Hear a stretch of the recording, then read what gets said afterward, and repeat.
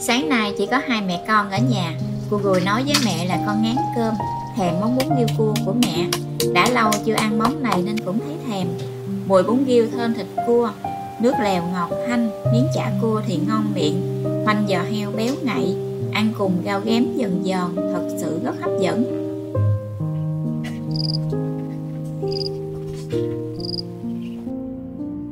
Hai mẹ con quyết định ra cái mương Lạng kiếm cua.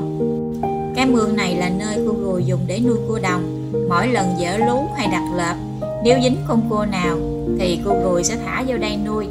Dạo này mưa nhiều, nước ngập lên mé, nên mấy con cua bò ra mương ngoài khá nhiều. Hy vọng hôm nay hai mẹ con bắt được chừng 10 con cua.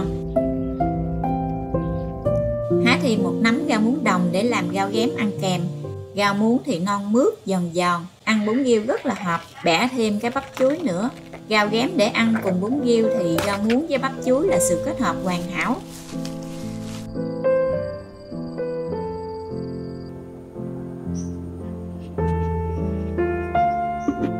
Để rau ra cái thau ngâm nước cho tươi, cho mấy con cua ngâm nước để tụi nó nhả sình xíu làm cho dễ sạch.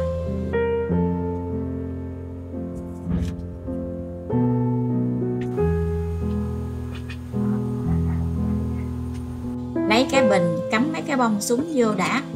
Công nhận mấy cái bông súng trắng tinh đẹp thiệt là đẹp. Buổi sáng thì bông súng nó nở tưng bừng như vậy đó, chứ tới trưa nắng lên thì nó khép lại hết trơn à.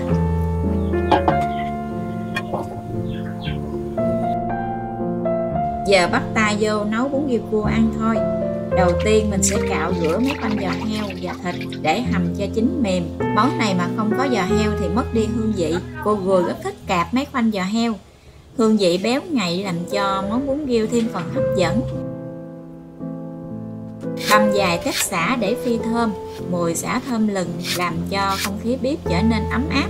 Mùi này chắc chắn ai cũng phải thèm đó.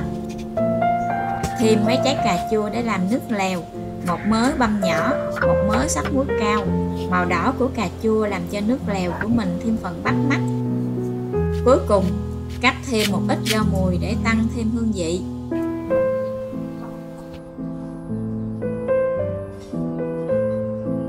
Bắt cái nồi lên bếp, cho vài muỗng dầu gất vô.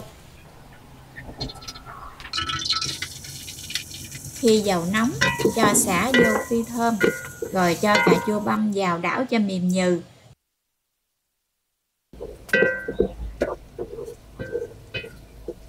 Đổ chừng một tô nước dừa tươi vô nấu nước lèo. Mình cho giò heo với thịt vô nồi hầm, để lửa liu riu cho thịt mềm và ra nước ngọt.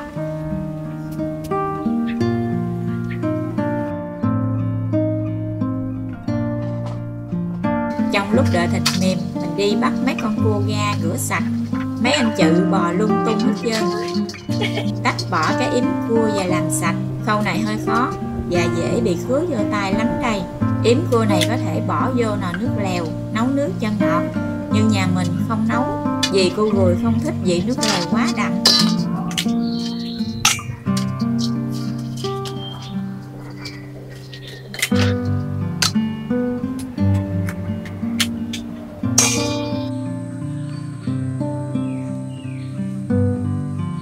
Sau khi làm sạch, mình bỏ cua vô cối đâm nhuyễn. Khâu này là tốn sức và cực nhất đây nè. Mỗi lần đâm cua là mình lại nhớ ba của cô Gùi. Hôm nay phải có ba nó ở nhà thì đỡ biết mấy. Một lần lấy khoảng 3-4 con cua đâm cũng mau. Đâm nhuyễn xong, mình bỏ vô cái thau, chế thêm nước và quậy cho tan ra. Đổ nước cua ra cái rổ dày dày, lượt lấy phần nước cua.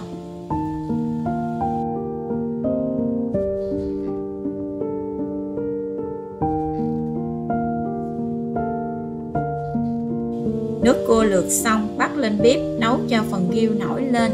Thêm tí muối vô để riêu dễ nổi. Lúc trước lần đầu tiên mình nấu riêu cua như vậy, mình thật sự thấy hồi hộp, sợ không vớt được miếng riêu nào nên bỏ cả đống cua. Nó ra riêu cứng ngắc.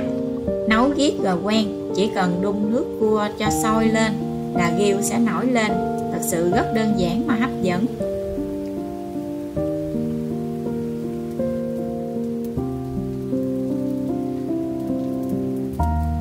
Mình cho phần nước cua còn lại vô nồi nước lèo nấu luôn cho ngọt nước.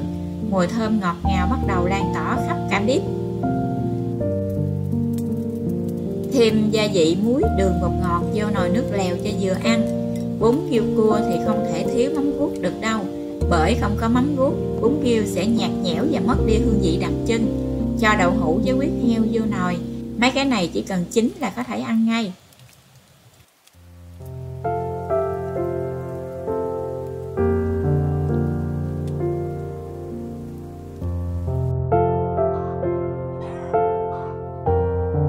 Mình cho trứng vô thịt nạc băm. Cho thêm ít gia vị cho vừa ăn. Rồi cho phần riêu cua đã vớt lúc nãy vô, trộn đều lại. Đem bỏ vô xửng hấp cho chín. Gán chút nữa thôi, sắp được ăn rồi đây.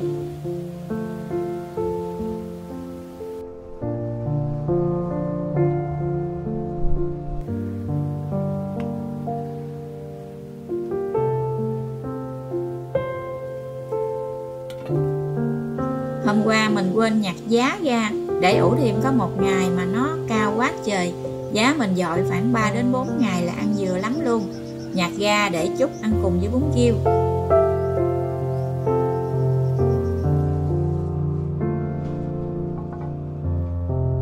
Thịt heo chín mềm mình vớt ra và sắc mỏng để chuẩn bị bài ra ăn. Phải thái thật mỏng để ăn cho ngon. Riêu cua đã hấp chín, cho thêm mấy muỗng dầu gấc lên trên mặt để riêu vừa bắt mắt vừa ngon hơn. Miếng riêu dẻ ngon quá chừng.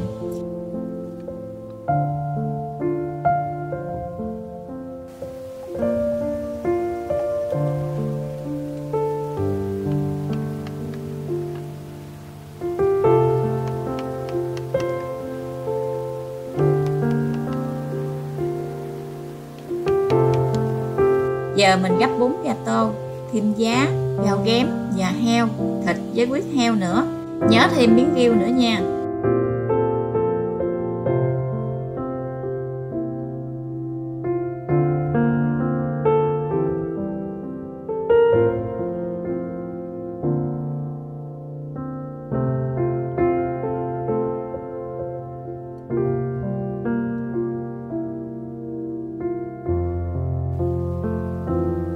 Mình cho vài muỗng nước vô làm nóng tô bún trước đã. Sau đó múc mấy muỗng nước lèo đổ vô tô. Nhìn tô bún riêu thật sự quá hấp dẫn. Hương thơm quyến rũ khiến ai cũng muốn thưởng thức ngay. Xin mời các bạn cùng thưởng thức tô bún riêu cua đậm đà thơm ngon cùng mẹ con nhà mình nha. Màu nước bún riêu vàng óng ánh, mùi thơm đậm đà lan tỏa, ngửi thôi là đã thấy thèm rồi. Làm thêm chén mắm ruốc để chấm. Mắm ruốc cho thêm miếng đường, dắt thêm miếng chanh vô rồi đánh cho nổi bọt lên thì ngon lắm. Hấp từng muỗng nước bún riêu đậm đà, ngọt thịt, thơm cua. Ăn miếng bún kèm miếng rau ghém giòn giòn, miếng riêu cua đậm vị, khoanh giò heo béo ngậy, hòa quyện vào nhau vô cùng hấp dẫn. Cô Gùi vừa ngồi ăn, vừa gật gù khen ngon. Chúc các bạn nhiều sức khỏe và an lạc. Xin chào tạm biệt.